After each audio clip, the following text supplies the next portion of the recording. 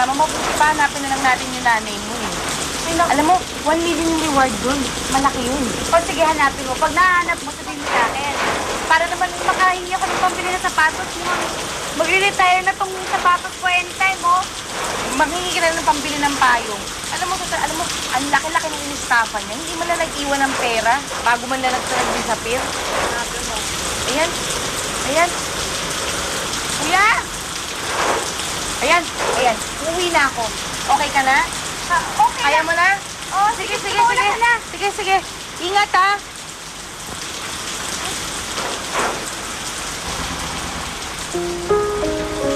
Ang pag-ibig, parang ulan. Handa ka man o hindi, bigla na lang darating. Pero ang ulan, pwedeng lumakas. Maging bagyo at magdala ng maraming pagsubok. Ngayong gabi, ako, si Susan.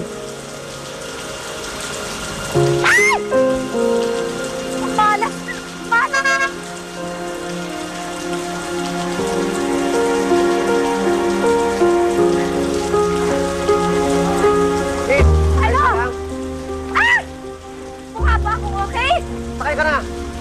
Hindi naman ako sumasakay kung kani-kanino lang eh. Salamat na lang, pero... Baka mapano ka dito. O ganito na lang.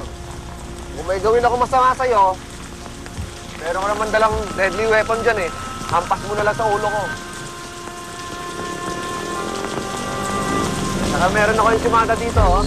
Baka nagugutom ka.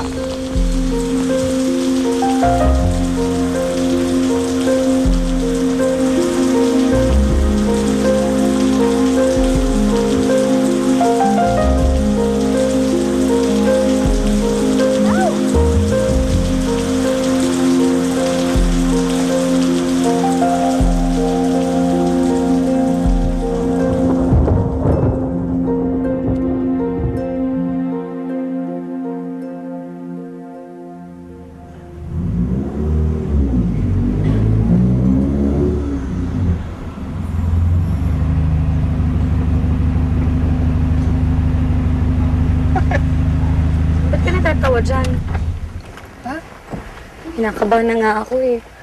Ba't ka naman kakabahan? Bahay lang ng mami ko yan. Eh, yun na nga. Paano kung hindi niya ako magustuhan? Madali lang yun. Break na tayo. Ano ka ba? Sira ka talaga. Ganito na lang Pangako ko sa'yo, first and last na natin punta to. Total, hindi ko naman talaga gusto tong bahay na to eh. Ha? Kahit mag-invite pa si mami, hindi na tayo babalik dito. Okay? Sa bagay, masarap naman talaga yung ensaymada na ginagawa ng mami mo eh. At least, may maganda siya nagawa. Tara. Relax.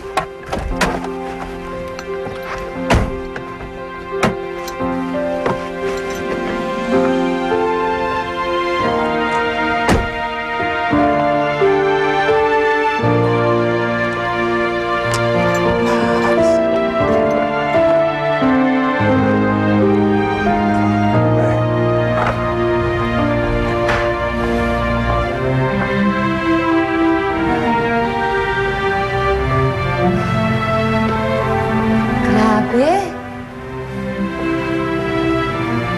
Ang laki ng bahay ninyo. Ang ganda. Tapos mami mo lang yung nakatira dito? Oo.